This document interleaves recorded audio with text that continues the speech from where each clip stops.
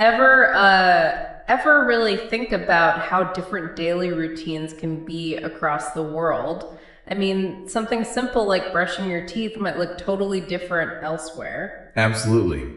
It's amazing how those little habits vary. And that's exactly what we're digging into today, daily routines, specifically in Indonesia. Yeah, we've got this Indonesian language lesson material. It's got a dialogue, vocabulary, some grammar bits. Right. Grammar focusing on adverbs of frequency, like often and sometimes. And importantly, there's a really interesting cultural piece on hygiene practices there. So the plan is to unpack all of that. We want to give you the essentials, keywords, how sentences work, and the cultural context behind these everyday habits. Exactly. It's about showing how even a basic conversation can reveal a lot about cultural values without it feeling like homework. Hopefully you get those aha moments. Oh, hey. So, our mission: uncover the core vocabulary, sentence structures, and cultural ideas packed into this lesson on daily life. Let's do it. We should probably start with the dialogue itself, right? That's kind of the anchor. Okay, yeah, so it's between two people, Juliana and Iko. Juliana kicks it off, asking, apa yang kamu lakukan setiap hari? Which means, what do you do every day?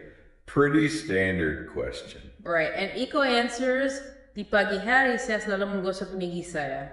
In the morning, I always brush my teeth. Simple enough, but straight away we get some key stuff. Like setiap hari. Yes, setiap hari every day. And then pagi for morning. And the lesson points out they also have sang for daytime or afternoon and sore for late afternoon. Exactly. Those kind of distinctions are quite common, reflecting how people structure their days differently. Makes sense. Then Iko's action. Menggosok gigi saya. I brush my teeth. The lesson mentions menggosok is literally to scrub teeth. Right. The Ming prefix is key here. It makes gosok, which means brush or rub, into an active verb. And it's not just for teeth, is it? They mention menggosok baju for ironing clothes. That's a great point. It suggests maybe a broader concept of scrubbing or polishing being applied there. Very interesting. And apparently you might just hear gosok gigi in casual chat without the meng. Yeah, dropping prefix is pretty common in informal Indonesian. Yeah. Shows that flexibility in language. So Juliana replies with just bagus. Good. Simple acknowledgement. Then Iko adds, di siang hari saya menggosok gigi. So in the afternoon, I brush my teeth. Twice a day, seems like. Keeping those teeth clean. And siang covers that whole midday afternoon stretch. Right. Then Juliana asks, dan di sore hari kamu sering bermain video game? And in the late afternoon, do you often play video games? So now we get sore for late afternoon and sering, meaning often. Important adverb there. And Iko says, tidak, saya biasanya mengerjakan PR di sore hari. No, I usually do my homework in the late afternoon. So another adverb, biasanya, usually. And the verb mengerjakan PR, to do homework. PR is short for pekerjaan rumah, literally homework. Right, and mengerjakan itself is interesting too. It's got that Ming prefix again, plus the root kerja work and a suffix. Got it. Yeah, the lesson it sort of means to perform the action of working on something, but informally. Informally, they might just say buat or bikin, which both mean to make. Right, so you see different ways to express the same basic idea depending on, the situation. It's not always a direct one-to-one translation. Absolutely. Okay, so the sample sentences they give really help cement this stuff, like, dia sering lupa menggosok gigi. He often forgets to brush his teeth. Uses sering again, tells right back to the dialogue's theme. And saya bangun jam 6 setiap pagi. I wake up every morning at 6 o'clock. Uses setiap pagi every morning. Good example of a daily routine sentence. We also get greetings like Selamat sore. Good afternoon. Using sore. Very practical. And commands like selesaikan pirmu. Finish your homework. Direct link to Iko's routine. Plus that other example from menggosok. Pria itu menggosok oven itu. The man scrubs the oven. Shows the versatility of the verb like we talked about. Yeah, and there's one more key verb from the examples. Belaman, dua kawan itu bermain tenis di lapangan tenis. The two friends play tennis on the tennis court. So bermain is to play. It has a different prefix, bar, with the root name. And similar to menggosok, you can drop the prefix informally, right? Just main. Exactly, like main sipak bola for play soccer or main blue tonkeys for badminton.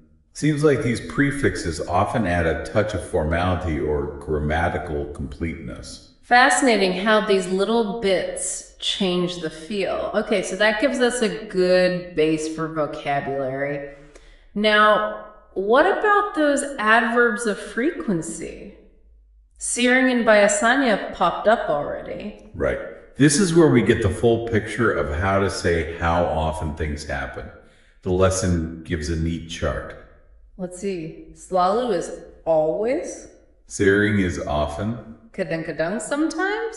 Hampir tidak pernah, almost never. Tidak pernah, never. And even stronger, tidak akan pernah, will never. Wow, okay. Also during for rarely. Bahasanya for usually, which we already saw. It's a good range. Definitely covers most situations. And they show how they fit into sentences, going back to the dialogue. Yeah, Eiko's line, di pagi hari saya selalu menggosok gigi saya. I always brush my teeth. And Juliana's question. Kamu sering bermain video game? Do you often play video games? The typical structure they point out is pronoun first, then the adverb, then the verb. So I often watch TV. Okay, pronoun plus adverb plus verb. Let's look at some more examples they gave. Saya selalu makan di rumah. I always eat at home. Straightforward. Saya sering menonton berita. I often watch the news. Relatable. Saya kadang-kadang berlari pagi. Sometimes I go jogging in the morning. Good example with kadang-kadang. How about the negative ones? Saya hampir tidak pernah minum bir. I almost never drink beer. An interesting cultural note, perhaps, too. And saya tidak pernah makan gado-gado. I never eat gado-gado. Yeah. I'm also curious about gado-gado now. Sounds like a local dish. Right. Makes you want to look it up. Okay, a couple more. Saya biasanya naik mobil ke tempat kerja. I usually drive to the workplace using biasanya. Dia sering tidur siang. He often takes a nap. Siestas aren't just a Spanish thing, it seems. And finally, dia selalu bekerja keras. He always works hard. So yeah, these examples cover the adverbs well and give little snapshots of life. And that pronoun plus adverb plus verb structure seems like a solid rule of thumb to start with. Definitely. While spoken language can be flexible, that's the standard way you'll see it written and taught. Okay, cool. So we've got the dialogue, vocabulary, adverbs. Now for the cultural insight part. This focused on hygiene, which I thought was really illuminating. It really was. It connects these routines to deeper values. The lesson highlights that Indonesia has the world's largest Muslim population, and a key Islamic teaching is cleanliness is half the faith. Cleanliness is half the faith. That's powerful. It implies keeping clean, both body and soul, is fundamental. Exactly. And you see this reflected directly in daily habits, like the common practice of bathing twice a day. Morning and evening, right. Either with a shower or the traditional method. Yeah, using a gayung, a water dipper, and a bak mandi, which is like a small tub or basin of water. Quite different from hopping in a Western-style shower sometimes.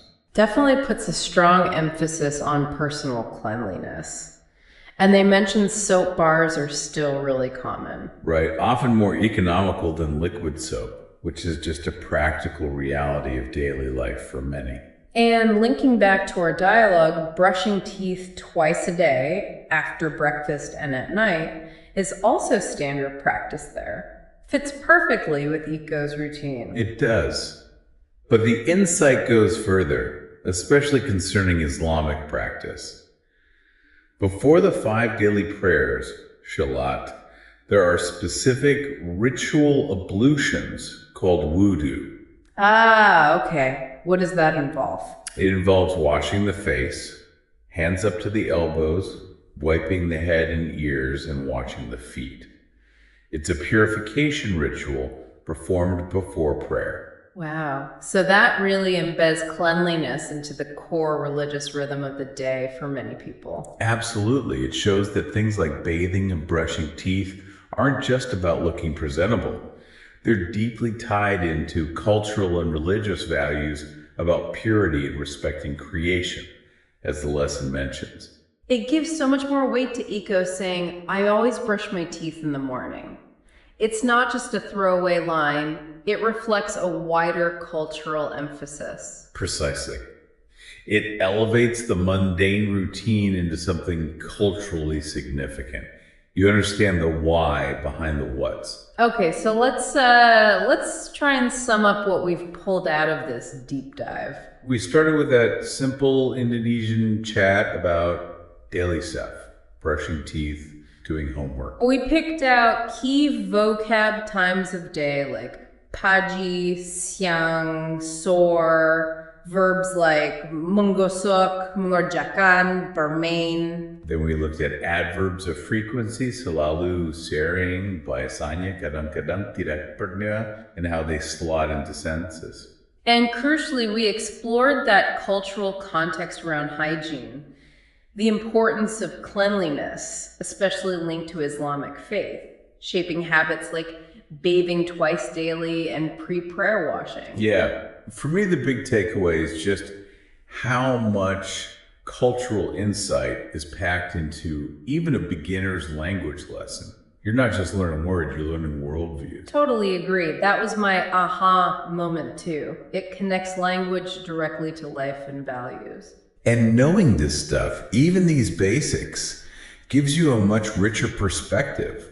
Whether you're planning a trip, working with Indonesians, or just, curious about the world, it bridges gaps. It really does. Okay, so here's a final thought for you to chew on. Thinking about that strong emphasis on cleanliness in Indonesia, maybe reflect on your own daily routines. What unspoken cultural values might your habits reflect? That's a good one. Or think about other simple everyday actions, eating, greeting people, commuting. How might those reveal deep cultural differences if you really looked closely?